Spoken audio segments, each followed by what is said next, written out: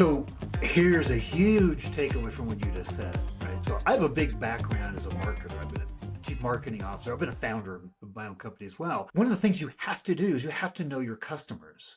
So there's a lot of contact center leaders, there's chief customer officers, chief experience officers that are on and listening to this podcast. If you don't know your internal customers and what their needs are, their challenges are, what they need to know, then you won't even know what signals to look for, right?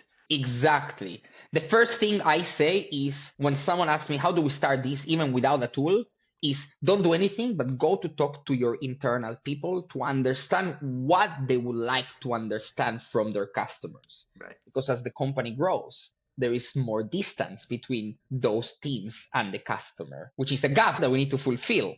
And Right. that's where all these tools like Dolphin, I believe, can help shorten that distance. And there's a great story about the founder of Wix, the Wix websites, that he says the job of the company is to shorten the distance between what the team does and what the customer thinks and wants, because then it generates more people buy into why they are doing something for the customer. What is the impact of that job in someone's life? So yeah, I always think about that. That's great because it's something that we just need to get a mindset. No matter what part of the business we're in, the customer has to be our focus, right?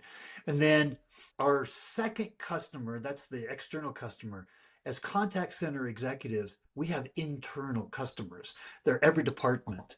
And the very nature of going out and asking those questions is super important, not only to understand the signals that we need to divert over to them, but just to create that connection. Right now, there is a huge issue in the industry that contact centers are kind of looked upon as cost centers.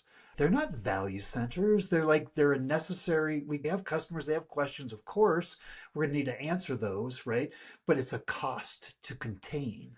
So leaders look at cost centers, not value centers.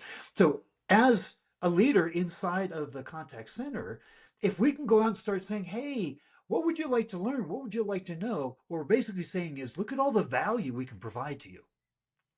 Right? Completely. And that brings leverage, but brings also value, because now we are talking the language of someone else. And we are transforming a contact center or support center that is seen as a cost center, like you say, into a data center. And data equal value, equal gold, equal decision-making, equal valuable insights that can make us make the right decision. And I'm passionate about this while building a company in this space, that we need to transform these customer-facing teams into data centers. And we are now in the era that we are all trying to think about how AI is cutting costs. Right. But we can now think on the other side of how AI bring more value from the data perspective.